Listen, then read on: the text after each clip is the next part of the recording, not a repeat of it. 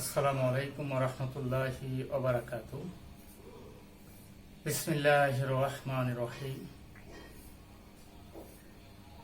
Narayanganj high school and কলেজের সপ্তম শ্রেণীর সুপ্রিয় শিক্ষার্থীবৃন্দ, আশা করছি তোমরা সুস্থ থেকে আসন্ন পরীক্ষার প্রস্তুতি গ্রহণ করছ। আজ আমি তোমাদের উদ্দেশ্যে ইসলাম ও নৈতিক শিক্ষা নামক বইয়ের পঞ্চম অধ্যায়ের পঞ্চম পাঠ নিয়ে কথা বলব। প্রিয় শিক্ষার্থীবৃন্দ, বিষয়বস্তু হচ্ছে হযরত আলী রাদিয়াল্লাহু তাআলা আনহু।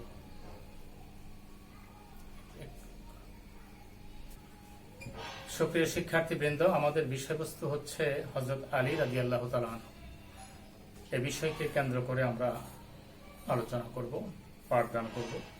বিষয়টি মনোযোগ সহকারে তোমরা শুনবে।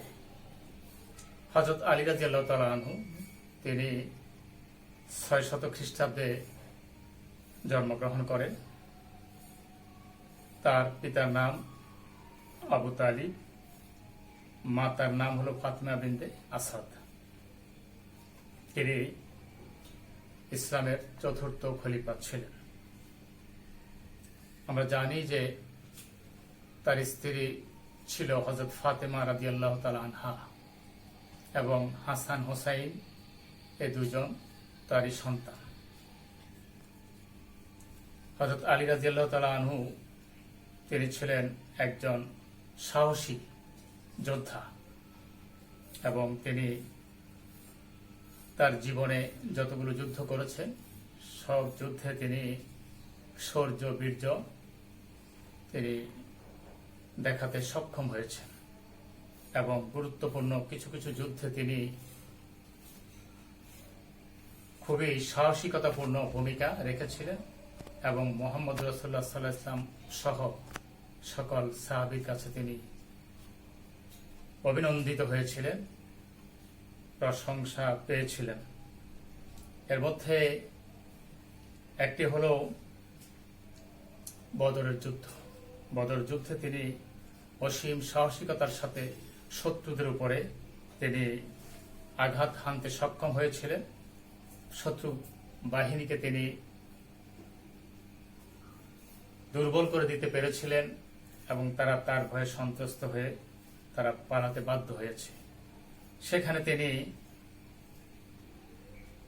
এত বেশি সাহসিকতাপূর্ণ ভূমিকা রেখেছিলেন যে মুহাম্মদুর রাসূলুল্লাহ সাল্লাল্লাহু আলাইহি সাল্লাম খুশি হয়ে তাকে জুলফিকার নামক একটি তরবারি পুরস্কার হিসাবে দিয়েছিলেন।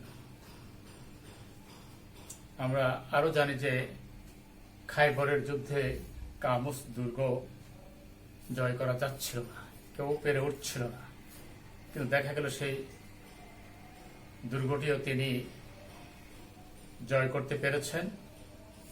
দুর্গের যে দরজাটি ছিল সেটাকে তিনি টেনে খুলে ফেলেছিলেন এবং অতর্কিত ভিতরে ঢুকে পড়েছেন অন্যান্য সৈন্যবাহিনী সহ। এরপরে সেখানে তিনি খুব দ্রুততার সাথে তাদের উপরে ঝাঁপিয়ে পড়েছিলেন সৈন্যবাহিনী নিয়ে এবং অনেক পালিয়েছে, অনেকেই আহত নিহত হয়েছে। এইভাবে করে মুসলমানদের অধিকারে চলে এলো এবং দুর্গ থেকে সবাই পালিয়ে গেল।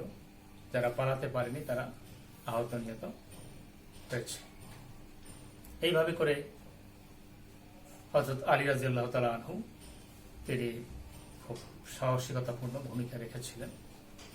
তিনি খুবই সদালাপী ছিলেন, সদাচারী ছিলেন, খুবই নম্র এবং ভদ্র প্রকৃতির লোক ছিলেন। তার জীবনটা ছিল অনাড়ম্বর, স্বাভাবিক সাদাসিধে জীবন তিনি পছন্দ করতেন।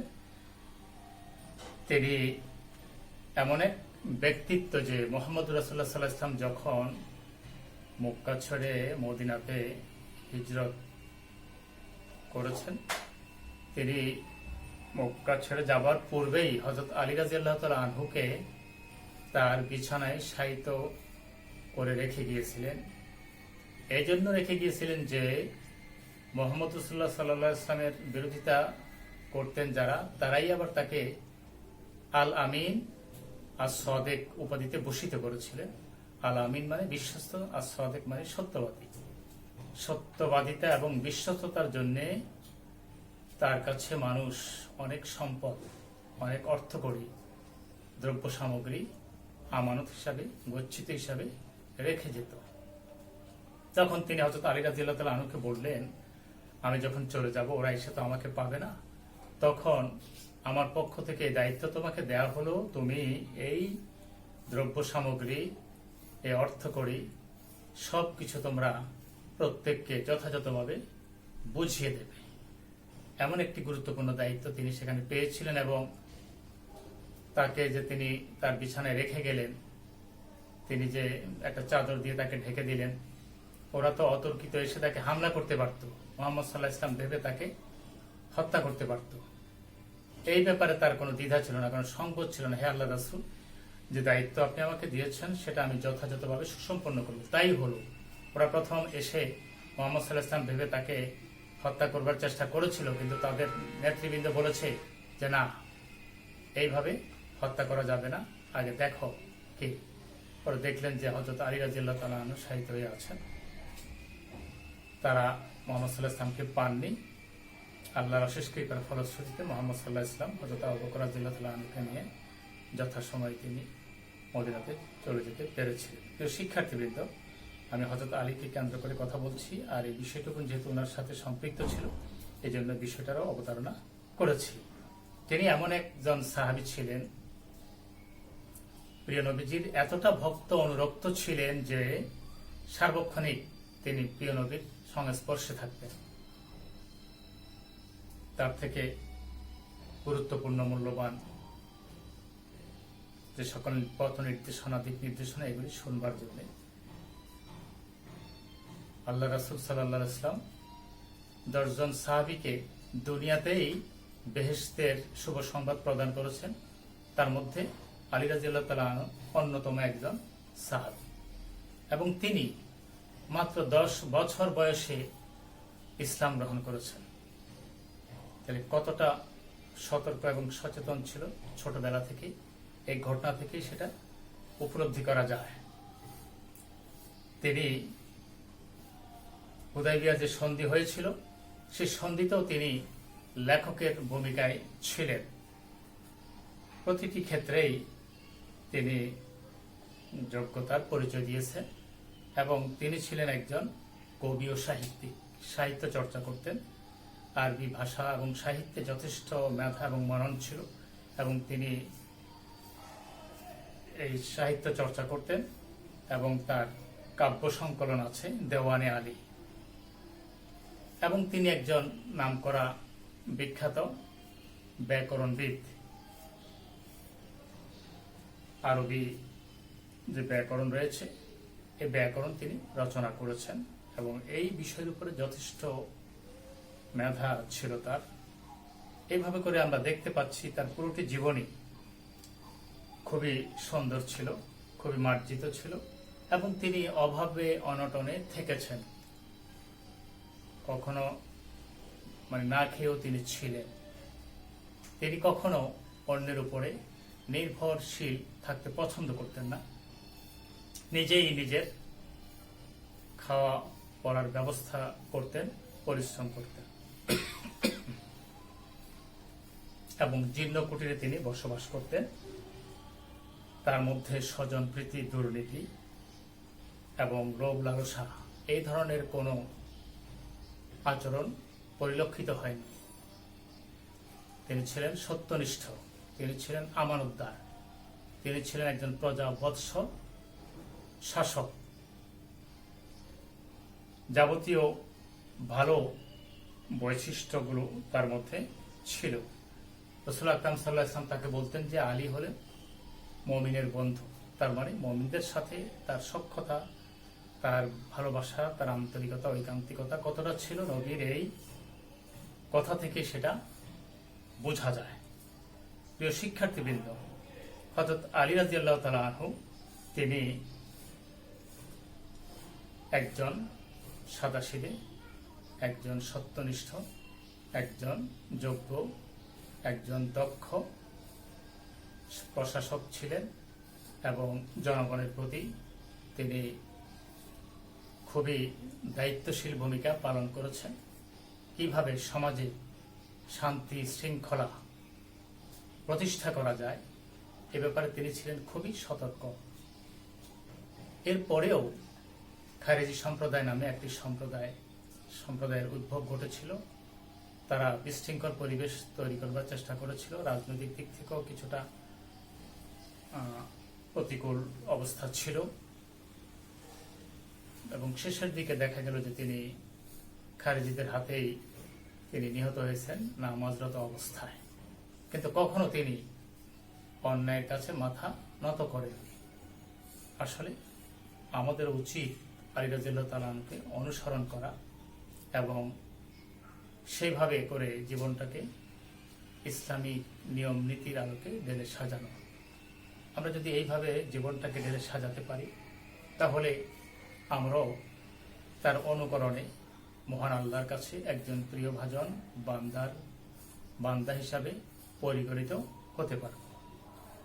প্রিয় শিক্ষার্থীবৃন্দ, স্বল্প পরিসরে আলী রাদিয়াল্লাহু তাআলা আনহুর ব্যাপারে যে কথাগুলো আমি তোমাদের বললাম এগুলো তোমরা একটু ভালোভাবে বারবার শুনবে এবং সাথে সাথে আমাদের পাঠ্যপুস্তক যেটা রয়েছে সপ্তম শ্রেণীর জন্য বোর্ড কর্তৃক স্বীকৃত যে বইটি ইসলাম ও নৈতিক শিক্ষা এটাও পড়বে।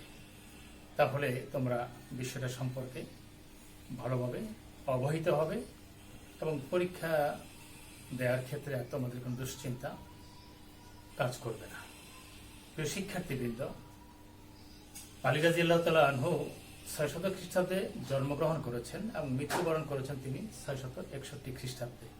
তার এই যে জন্ম মৃত্যুর এই সনগুলো মাথায় রাখতে হবে, তাতে করে আমাদের বহু নির্বাচনী প্রশ্ন যেগুলো তোমরা পরীক্ষায় তোমাদেরকে কিছুটা মার্ক ওখানে থাকে সেদিকে তোমাদেরকে উত্তর দেওয়ার ক্ষেত্রে তোমাদের জন্য হেল্পফুল হবে, তোমাদের জন্য সুবিধে হবে।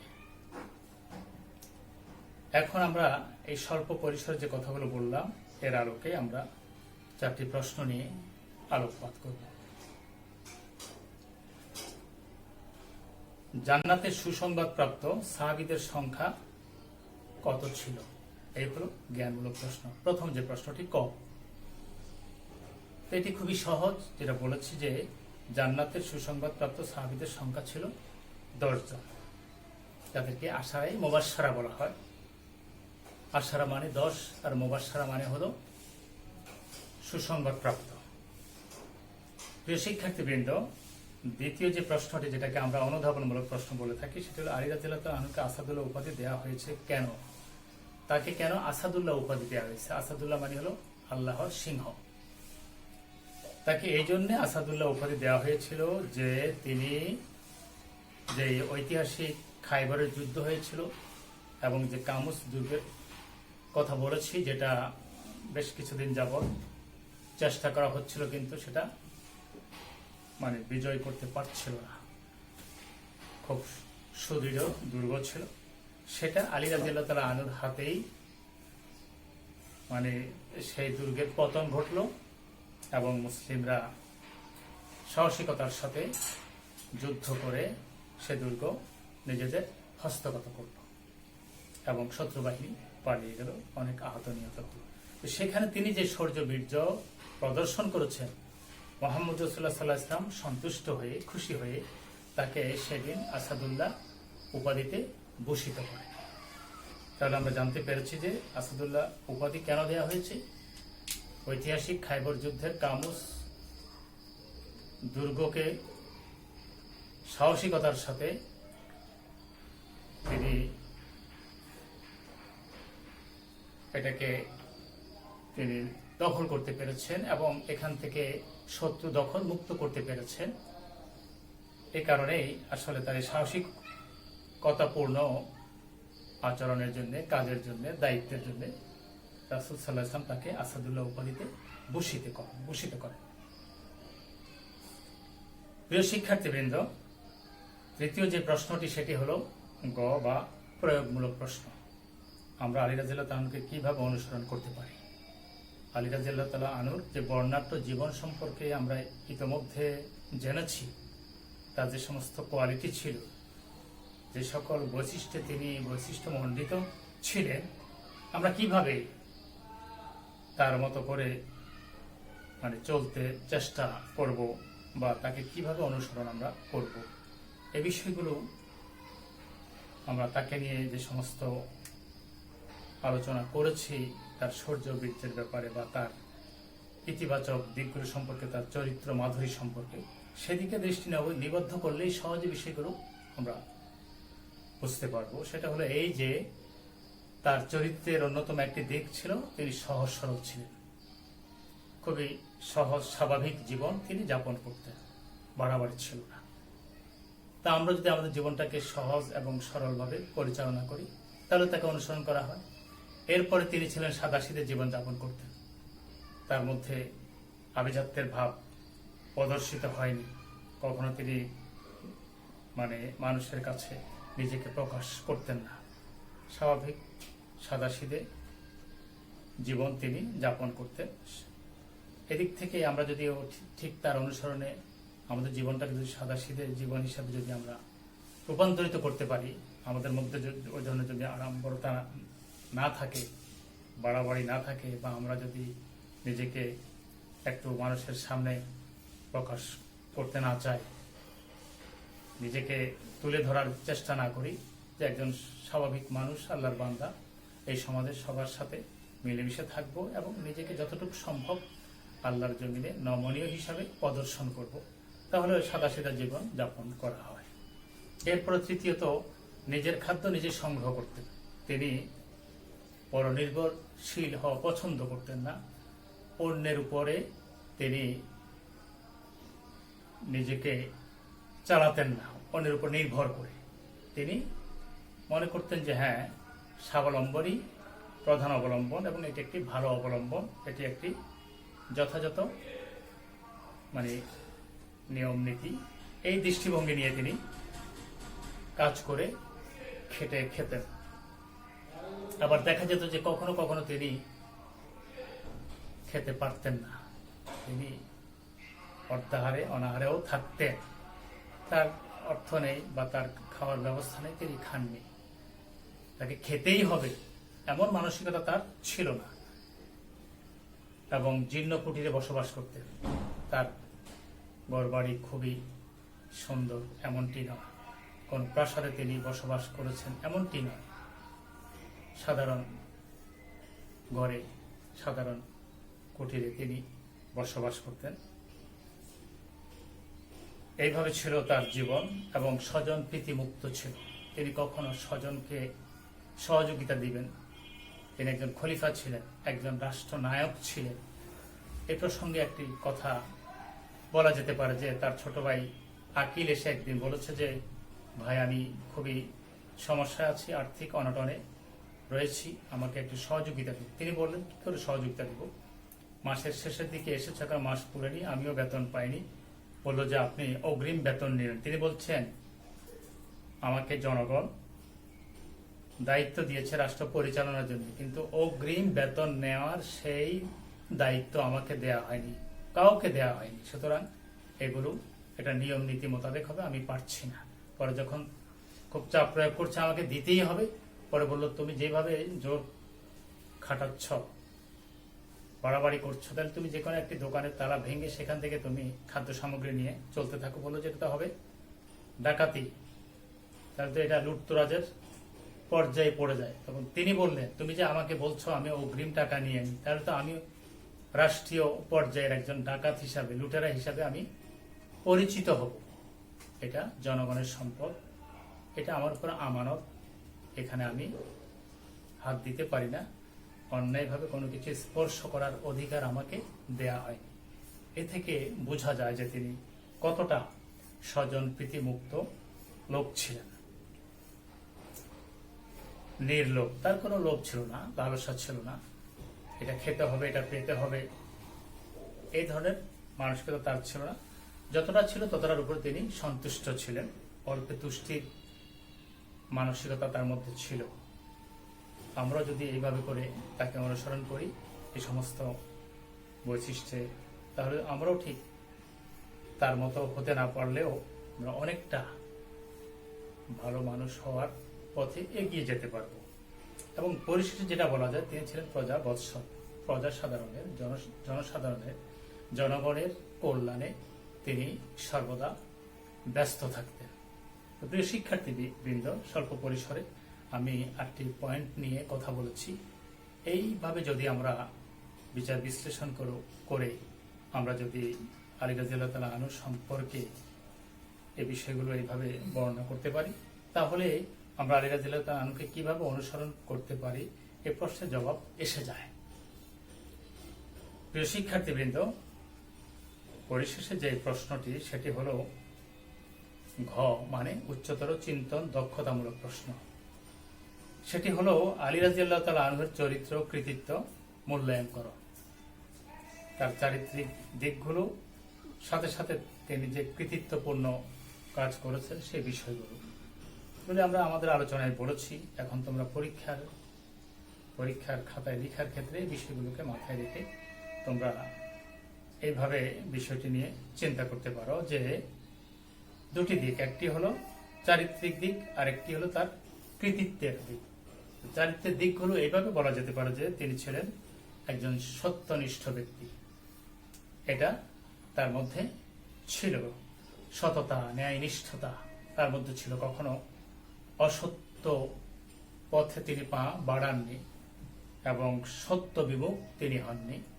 তিনি নিষ্ঠার সাথে সততা নির্ভর জীবন যাপন করেছেন। দ্বিতীয়ত সদালাপী ছিলেন। কখনো মানুষের সাথে তিনি অশোভন, অমার্জিত, অনাকাঙ্ক্ষিত, অবাঞ্ছিত আচরণ তিনি প্রদর্শন করেননি। এরপর তৃতীয়ত দায়িত্ববোধ সম্পন্ন ছিলেন। তাকে যে দায়িত্ব দেওয়া হতো সে দায়িত্ব তিনি যথাযথভাবে সুসম্পন্ন করতেন। যেমন মুহাম্মদ রাসূলুল্লাহ সাল্লাল্লাহু আলাইহি ওয়াসাল্লাম হিজরত কালে তাকে যে তার বিছানায় রেখে গেলেন এবং গচ্ছিত সম্পদের আমানতদার হিসাবে তাকে রেখে গেলেন, তিনি সেটা নিষ্ঠার সাথে প্রতিপালন করেছেন। এটি ছাড়া যে কোনো কাজে তিনি যথাযথভাবে আঞ্জাম দিতেন।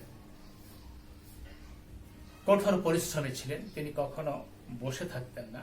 অলসতা, অমনোযোগিতা, দুর্বলতা তার মধ্যে কাজ করতো না। যখনই যেই কাজটি করা দরকার সেই কাজটি তিনি যথাযথভাবে সময় মতো তিনি আঞ্জাম দিতেন এবং সেটা সুসম্পন্ন করতেন। তিনি ছিলেন নবী প্রেমিক। প্রিয় নবী সাল্লাল্লাহু আলাইহি ওয়াসাল্লামকে খুবই ভালোবাসতেন। সদা সর্বদা তার সংস্পর্শে থাকতেন। তার সাহায্যে, তার সহযোগিতায় তিনি সব সময় অগ্রসর ভূমিকা পালন করতেন, অগ্রণী ভূমিকা পালন করতেন। আরেকটি বিষয় হলো তিনি 10 বছর বয়সে ইসলাম গ্রহণ করেছেন। তাহলে এটা কেমন একটি বৈশিষ্ট্য! এত অল্প বয়সে তিনি বুঝতে পেরেছেন, তিনি উপলব্ধি করেছেন যে ইসলাম একটি শান্তির ধর্ম। ইসলামের মাধ্যমে মানুষের জীবনকে সুন্দর করে ঢেলে সাজানো যায় এবং দুনিয়ার জীবনে শান্তি পাওয়া যায়, পরকালে মহান আল্লাহর সন্তুষ্টি অর্জন করা যায়। এরপর নবীজি বলেছেন, অল্প বয়সে তুমি ইসলাম গ্রহণ করবে কিনা বিষয়টি নিয়ে তুমি তোমার বাবা মার সাথে আলাপ করো, বিশেষ করে চাচার সাথে, হযরত আবু তালিবের সাথে, যিনি প্রিয় নবীজিকে খুব বেশি ভালোবাসতেন এবং তাকে তার সেবা যত্ন করেছেন, তার দেখাশোনা করেছেন। কিছু দূর গিয়ে আলী রাদিয়াল্লাহু তাআলা আবার ফেরত আসলেন। বললেন, কি ব্যাপার, তুমি চাচার সাথে পরামর্শ করনি? তিনি বললেন যে না, আমি চিন্তা করলাম যেতে যেতে যে আব্বুর কাছে যেতে হবে না। আপনি এমন একটি বিষয়ের আহ্বান করছেন যেটা ইসলাম। ইসলাম মানে হলো আত্মনিবেদন করা। আর আত্মনিবেদন করব আমি মহান আল্লাহর কাছে, যিনি স্রষ্টা, যিনি দ্রষ্টা, যিনি প্রভু, যিনি মালিক, যিনি মনিক। তো এই ক্ষেত্রে আবার বাবার সাথে পরামর্শের কোনো কারণ আছে বলে আমি মনে করি না। তাহলে দেখুন ছোটবেলা থেকে কতটা বুদ্ধিদীপ্ত ছিলেন। তাহলে এই বিষয়গুলো আমরা উপলব্ধি করতে পারছি। সপ্তম, মুমিনের বন্ধু। নবীজি বলছেন আলী মুমিনের বন্ধু, মানে মুমিনদের সাথে, মুসলিমদের সাথে ভ্রাতৃত্বের যেই বন্ধন ছিল তিনি কখনো তা ছিন্ন করেননি।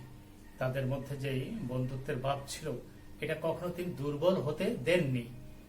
একজন ভালো বন্ধু হিসাবে, একজন ভালো মানুষ হিসাবে, ভালো সহকর্মী হিসাবে, সহমর্মী হিসাবে মানুষের সাথে তিনি চলতেন।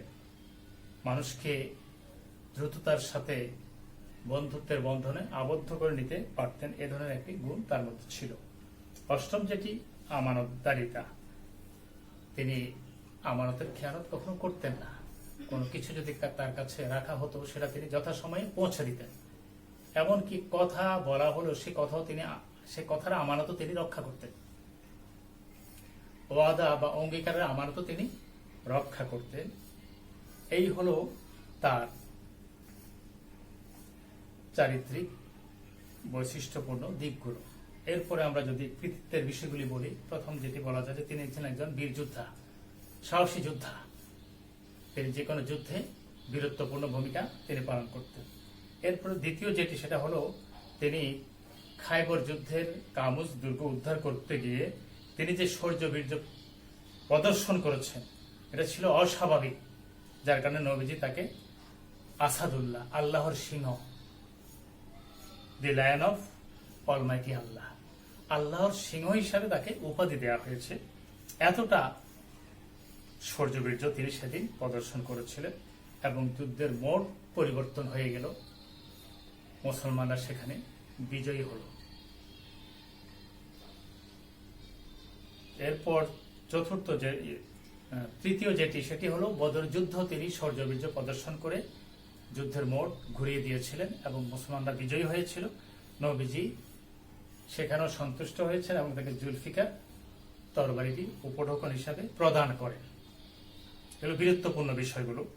এরপরে মক্কা বিজয়ের সময় মুসলিম বাহিনীর পতাকা বহনকারী হিসাবে তিনি ছিলেন, তার হাতে ছিল মুসলিম বাহিনীর পতাকা এবং সেখানেও মুসলিমরা বিজয়ী হয়েছে বিনা বাধায়। অষ্টম হিজরিতে মুসলিমগণ আবার মক্কা দখল করে নেন। মক্কায় মুহাম্মদ রাসূলুল্লাহ সাল্লাল্লাহু আলাইহি ওয়াসাল্লাম আবার পূর্বের মতো তিনি প্রতিষ্ঠিত হতে পেরেছেন, আল্লাহ তাকে এই সুযোগ করে দিয়েছেন। আর সেই বিজয়ের যুদ্ধে পতাকা বহন করেছেন আলী রাদিয়াল্লাহু তাআলা আনহু। নবীজি বলেছেন, আনা মাদিনাতুল ইলম, আমি হলাম জ্ঞানের শহর, ও আলিউ বাবুহা, আর আলী হলো সেই জ্ঞানের শহরের দরজা। তাহলে জ্ঞান ও বিজ্ঞানে কতটা সমৃদ্ধ ছিল এটা এখানে উপলব্ধি করা যায়। এটা তার একটা কৃতিত্ব যে হ্যাঁ, তিনি একজন উচ্চমানের শিক্ষিত, একজন খ্যাতিমান শিক্ষাবিদ ছিলেন, একজন কবি ছিলেন, একজন সাহিত্যিক ছিলেন। এরপর আরেকটা দিক হলো তিনি ছিলেন ব্যাকরণবিদ। আরবি সাহিত্যের ব্যাকরণে যথেষ্ট পাণ্ডিত্য ছিল তার।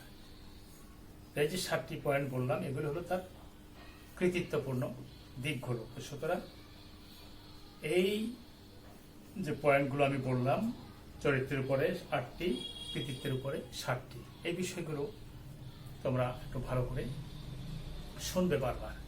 সাথে সাথে আমাদের 7ম শ্রেণীর যে পাঠ্য ইসলাম নৈতিক শিক্ষা বইটি রয়েছে, এটিও একটু অধ্যয়ন করবে।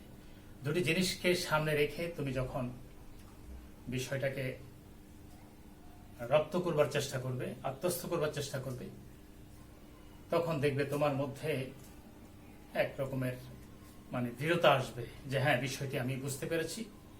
তখনই তুমি তোমার নিজের ভাষায় পরীক্ষার খাতায় সুন্দর করে সাবলীল ভাষায় তুমি প্রশ্নের উত্তর লিখবে।